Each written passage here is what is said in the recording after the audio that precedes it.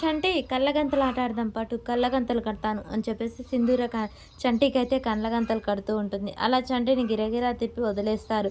చంటి సింధూర ఇద్దరు కలిసి అలా ఆట ఆడుతూ ఉంటారు. శ్రీవల్లి ఇటు చంటి ఇటు, సింధూర ఇటు ఇటు ఇటురా చంటి అని చెప్పేసి ఇద్దరు చంటితోటైతే అలా చెక్కల గింతలు పెడుతూ చాలా సంతోషంగా ఉంటారు.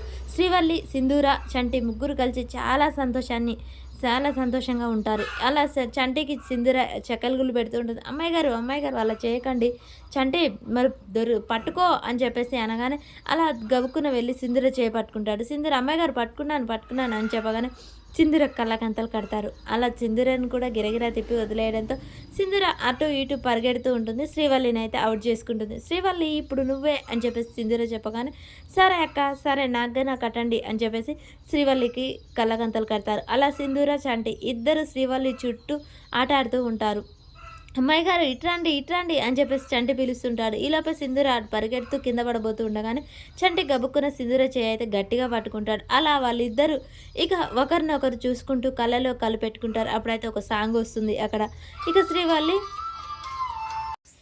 శ్రీవల్లి అక్క ఎటెళ్ళారు కానరాట్లే అక్క అని చెప్పేసి శ్రీవల్లి అడుగుతూ ఉంటుంది. సింధూర ఇక వీళ్ళిద్దరు ఒకసారి ఉలికిపడి అమ్మాయి గారు ఇక్కడే ఉన్నామని చెప్తుంటారు. అలా సరదాగా గడిచి అయితే ఇక ఐస్ క్రీమ్లు కొనుక్కొని సింధూర చంటి అలా సైకిల్ మీద కబుర్లు చెప్పుకుంటూ వాళ్ళైతే ఇంటికి వెళ్తూ ఉంటారు. ఇంతలో సింధూరకైతే దారిలో ఒక బొమ్మలు అనే అతను కానొస్తాడు.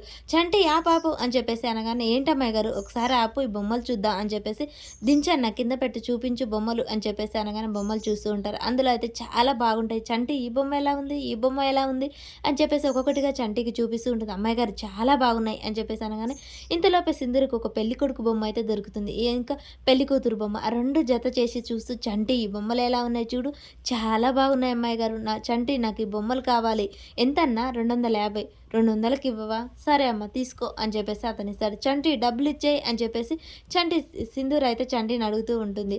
డబ్బులు అమ్మాయి గారు అని చెప్పేసి జేబులో చేయి పెట్టుకొని తడుముతూ అమ్మాయి గారు డబ్బులు ఇవ్వండి అయిపోయాయి. చంటి ఏంటి డబ్బులన్నీ ఏం చేసావు అంటే జీతం పైసలు అన్నీ పెట్టెలో పెట్టొచ్చా ఇంటి దగ్గర కొన్ని తెచ్చాను కానీ అవి మీకు గొట్టాలకు ఐస్ క్రీమ్లకు అటు వీటికి అయిపోయాయి అమ్మాయి గారు ఇప్పుడు నాకు చంటి ఈ బొమ్మలు కావాలి ఎలాగైనా సరే అని చెప్పగానే ఒకసారిగా అటు చూస్తూ ఉంటాడు. ఇంతలో ఒక అతను అక్కడ సిమెంట్ పిల్లలు మోస్తూ ఉంటాడు. ఒక్క నిమిషం ఆగు బాబాయ్ ఎమ్మటే వస్తాను అని చెప్పేసి శ్రీవల్లి చెప్తూ ఉంటుంది. ఇక చంటి అయ్యగారు నేను ఈ పని చేస్తాను నాకు కొంచెం డబ్బులు ఇస్తారా అనగానే సరే చెయ్యి అని చెప్పగానే ఇక చంటి అక్కడైతే ఇటుకలు మోస్తూ ఉంటాడు డబ్బుల కోసం. అలా ఒక్కొక్కటి ఇటుకలు తీసి మొత్తం లారీలో ఎక్కించాలి బాబు అని చెప్పగానే గబగబా ఆ పని చేస్తూ ఉంటాడు. శ్రీవల్లి అక్క ఒక్క నిమిషం నేను ఇప్పుడే వస్తాను అని చెప్పేసి శ్రీవల్లి చంటి దగ్గరికి వెళ్తాడు. చంటి ఏంటి డబ్బుల కోసం ఈ పని చేయాలా ఏమొద్దురా వెళ్దాం అమ్మాయి గారు ఒక్క 5 నిమిషాలు ఆగండి అయిపోతుంది అమ్మాయి గారు ఎంతో ఇష్టంతో అడిగారు నేను కష్టపడి కొనేయడంలో నాకు తృప్తి ఉంటుంది అమ్మాయి గారి కోసం నువ్వు ఒక్క 5 నిమిషాలు ఆగండి అని చెప్పేసి చంటి గబగబా మోస్తాడు. చంటి నువ్వు చేసే పని కష్టమే నాకు తెలుసు కానీ నా మీద ఉన్న ప్రేమ నువ్వు ఇష్టంగా మార్చుకొని చేస్తున్నావు నాకు ఈ కష్టమైన ఇష్టంగా చేయడం చాలా సంతోషంగా ఉంది చంటి అని చెప్పేసి సింధూర సంతోషపడుతూ ఉంటుంది.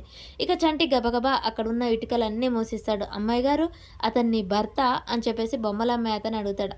అవును బాబాయ్ అని చెప్పగానే చాలా సంతోషం అమ్మ నీకోసం కష్టపడి బొమ్మలు కొనియడానికి కష్టం చేస్తున్నాడు అలాంటి భర్త దొరకడం చాలా అదృష్టవంతురాలు అని చెప్తాడు. ఇదిగో అయ్యగారు పని అయిపోయింది అని చెప్పగానే ఇదిగో బాబు అని డబ్బులు ఇస్తాడు.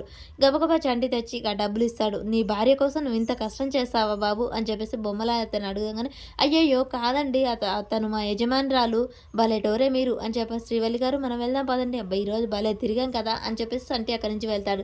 ఇదేంటమ్మా నువ్వు భర్త అన్నావు అతను కాదన్నావు అంటే నువ్వు ఎంత ప్రేమిస్తున్నావో అర్థమవుతుంది కాదన్న నోరుతోనే అవుననే రోజు తొందరలోనే వస్తుందమ్మా అబ్బాయి నిన్ను తప్పకుండా అర్థం చేసుకొని నువ్వే తన భార్యవి అని నలుగురికి చెప్పుకునే రోజు వస్తుంది అని చెప్పేసి బొమ్మల మీద అని చెప్పి వెళ్ళిపోతాడు. సింధూర్ అయితే చాలా సంతోషపడుతూ ఉంటుంది ఇక.